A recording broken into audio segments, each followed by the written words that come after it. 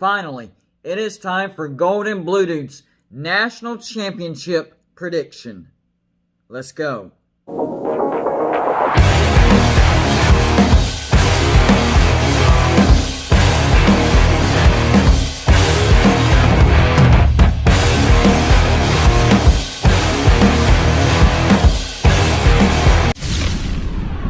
What's going on, everybody? It's me again, Golden Blue Dude, and if you haven't already, go ahead and hit that like and subscribe button. I do videos every single day, and it's all about college football and college basketball when it rolls around. So, if you haven't already, subscribe. What are you waiting on? Just a reminder, I have gotten my P.O. Box number, so if you want to send new, unopened merchandise that reps your team for me to open up on my show, send it to my P.O. Box number, and I will open it up on my show and rep your team on that show. It's P.O. Box 360, Liberty, South Carolina, 29657. As of right now, the national championship is just a few days away. Now, that could change depending on the COVID issues at Ohio State, but from what I've heard, as of right now, it's still being played on January 11th, but there is a backup plan for January 18th. So let's get into this real quick. Right now, Alabama is an 8-point favorite.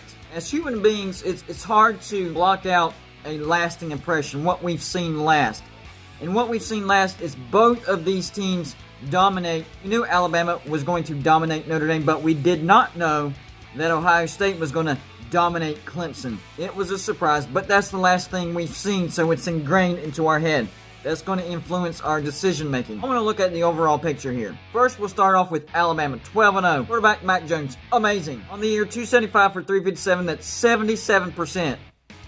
Over 4,000 yards, 36 touchdowns, just 4 interceptions. For Ohio State, quarterback Justin Fields, 141 for 192, that's 73.4%.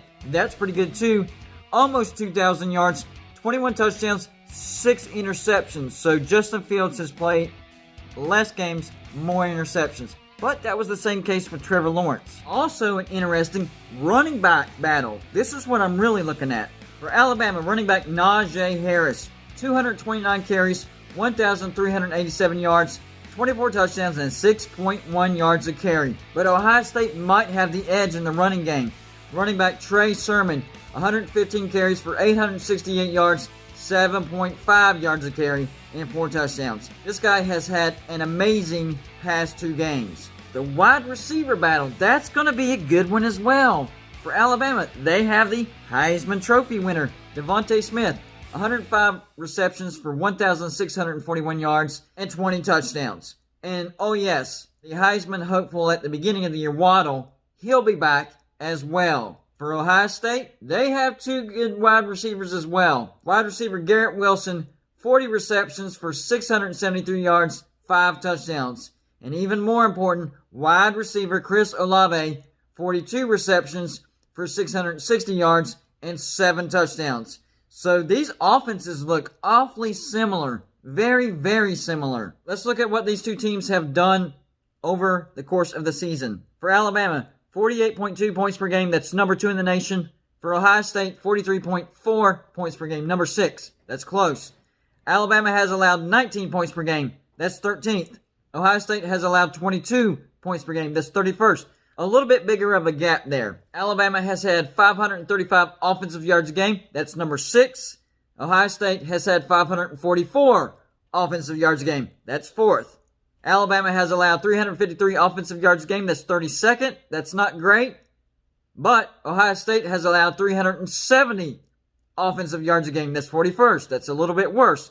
So it looks like offense is really close. Defense is close, but Alabama seems to have the edge. I wanted to go through from their closest games, margin of victory, to the blowouts. For Alabama, their closest game was the SEC Championship against number 7, Florida. They won 52-46. That's only 6 points. They allowed 462 offensive yards. That's way above their average. But they gained 605. That's above their average. Besides that, October 10th at Ole Miss, 63-48. That's 14 points. Allowed 642 offensive yards. Yikes. But gained 723 offensive yards. That was a crazy game. October 17th versus number 3 Georgia.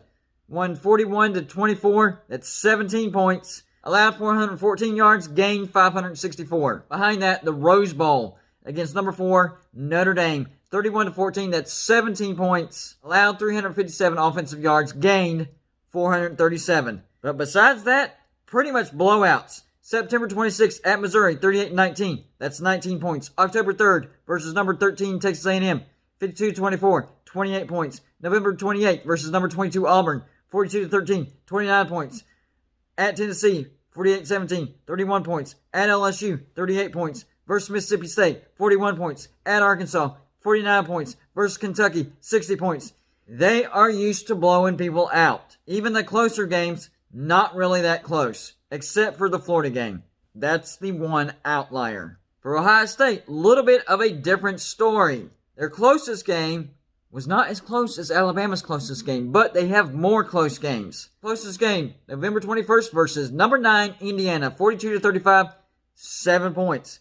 They allowed 490 offensive yards, but gained 607. Next, December 19th versus number 14, Northwestern, 22-10, that's 12 points. Allowed 329, that's actually not bad, that's pretty good. Gained 513. October 31st, this is a weird one, at number 18, Penn State. Penn State turned out to be terrible.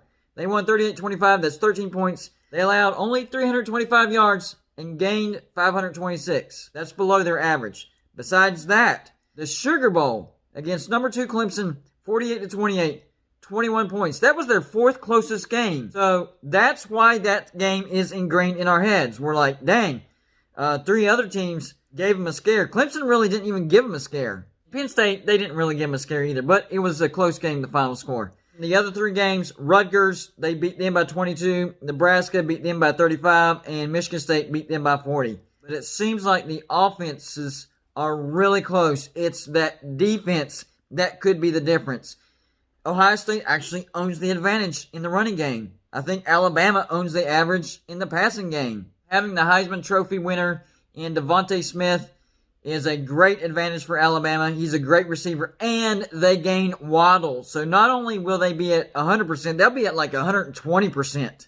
Najee Harris, he's a great running back. I think Trey Sermon is a little bit better, but that doesn't mean Najee Harris isn't good. He's really, really elite as well. So I think the running game is close.